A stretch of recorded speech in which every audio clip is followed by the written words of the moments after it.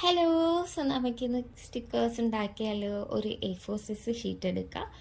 അതിലോട്ട് നമുക്ക് ഇഷ്ടമുള്ള പിക്ചേഴ്സ് ഒന്ന് വരയ്ക്കാം. പിക്ചേഴ്സ് കണ്ടുപിടിക്കാൻ പാടുള്ളവരാണെങ്കിൽ പിന്നെ ഡ്രസ്സിൽ തപ്പി നോക്കുക, നമുക്ക് ഇഷ്ടം പോലെ പിക്ചേഴ്സ് കിട്ടും.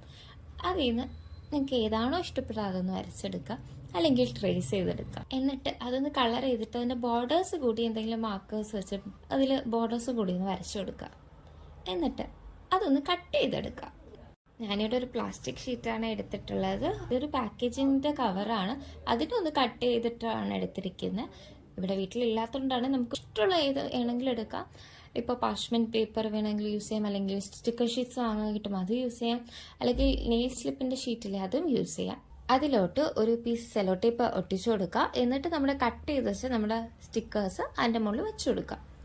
എന്നിട്ട് അതിൻ്റെ മുകളിലോട്ട് ഒരു സെലോ ടേപ്പ് കൂടെ വീണ്ടും ഒട്ടിച്ചു കൊടുക്കുക.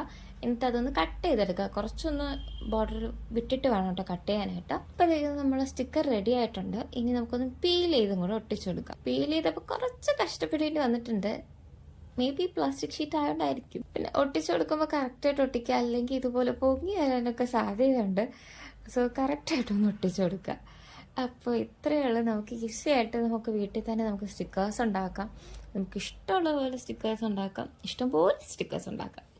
അപ്പോൾ അത്രയേ ഉള്ളൂ. Thanks for watching. വീഡിയോ ഇഷ്ടപ്പെട്ടെങ്കിൽ ലൈക്ക് ചെയ്യുക, സബ്സ്ക്രൈബ് ചെയ്യുക.